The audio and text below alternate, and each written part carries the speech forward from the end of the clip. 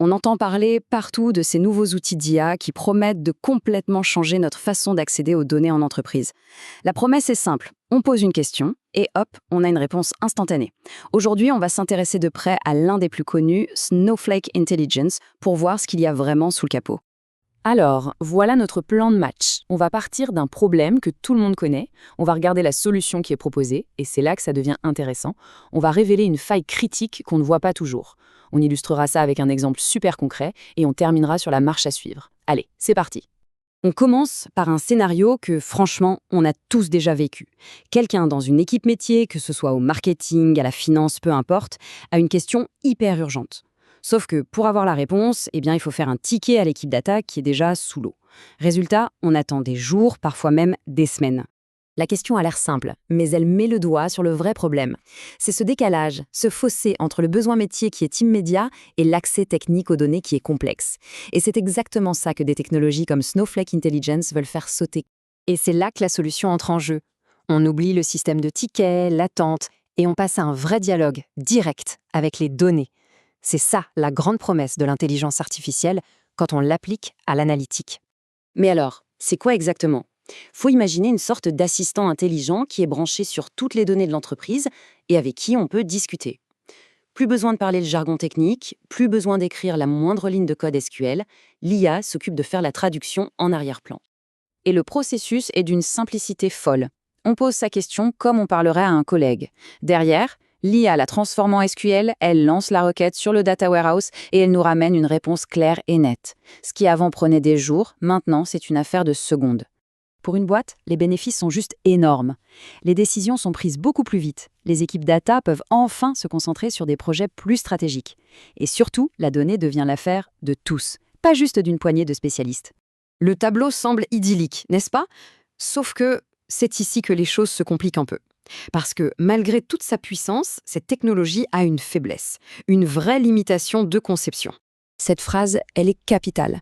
Qu'est-ce que ça veut dire ? Ça veut dire que l'IA est une championne pour voir tout ce qui se passe à l'intérieur du data warehouse, mais elle est complètement aveugle à tout ce qui se passe en dehors. Et ça, c'est un très, très gros problème. On voit bien ici ce qu'on pourrait appeler le fossé du contexte. D'un côté, l'IA voit les données brutes, les tables, les colonnes, tout ça. Mais de l'autre, elle ne voit absolument pas les règles de calcul, les filtres complexes, bref, toute l'intelligence métier qui a été construite pendant des années dans les outils de business intelligence comme Tableau ou Looker. On pourrait se dire, attends, mais il y a les modèles sémantiques dans le warehouse pour ça. Sauf que non, ça ne suffit pas. D'abord, ces modèles sont souvent mis à jour une fois par trimestre, alors que le business, lui, y change tous les jours. Et ensuite, essayer de migrer toute la logique qui existe dans les outils de BI vers le warehouse, c'est un projet titanesque qui peut prendre des années. C'est souvent irréaliste. Pour vraiment comprendre l'impact de cet angle mort, rien de mieux qu'un exemple. Une histoire toute simple, mais qui peut avoir des conséquences désastreuses.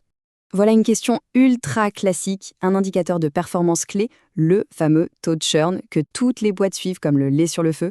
La question est donc posée à notre agent IA. L'IA fait son boulot. Elle plonge dans les données qu'elle a à sa disposition dans Snowflake, elle fait son calcul et elle sort un chiffre. D'un point de vue purement technique, sa requête SQL est parfaite, son calcul est juste. Sauf que, et c'est là tout le problème, la définition officielle du churn, celle que le COD regarde tous les mois, elle n'est pas dans le warehouse. Elle est définie dans un dashboard tableau avec des règles de cohorte, des filtres bien spécifiques, des exceptions. Résultat, la réponse de l'IA, bien que juste techniquement, est complètement fausse du point de vue du business. La différence est juste flagrante. D'un côté, on a une IA sans contexte qui donne une réponse, un chiffre unique qui est potentiellement hyper trompeur. De l'autre, on a une IA qui a été enrichie avec le contexte de tout l'écosystème data. Elle est capable de dire « Attention, il existe plusieurs définitions et la source de vérité, la version officielle, elle est là ». On passe d'une simple réponse à une information vraiment fiable. Bon, alors, comment on s'en sort ? La solution, ce n'est évidemment pas de jeter l'outil, c'est de l'augmenter, de lui donner une vision à 360 degrés. Il faut l'aider à regarder par-dessus les murs du data warehouse. Et pour être sûr que l'implémentation est réussie, il faut suivre les bons indicateurs. Il ne s'agit pas juste de compter le nombre de personnes qui utilisent l'outil, non, il faut surtout mesurer la précision des réponses, voir si ça accélère vraiment la prise de décision et si, au final, ça a un impact positif sur le business. Le message à retenir, il est là. La vraie révolution, ce n'est pas l'agent IA en lui-même, c'est sa capacité à être connecté à une intelligence des métadonnées qui couvre tout le paysage data de l'entreprise. C'est ça et uniquement ça qui permet de construire un self-service analytique digne de confiance. Et on va se quitter sur cette question. Parce qu'au bout du compte, on peut avoir la meilleure technologie du monde. Si on n'a pas confiance en elle, elle ne sert à rien. S'assurer que nos IA ont le bon contexte, ce n'est pas un détail technique. C'est la pierre angulaire de la confiance dans une entreprise qui se veut data-driven. C'est quelque chose à garder en tête.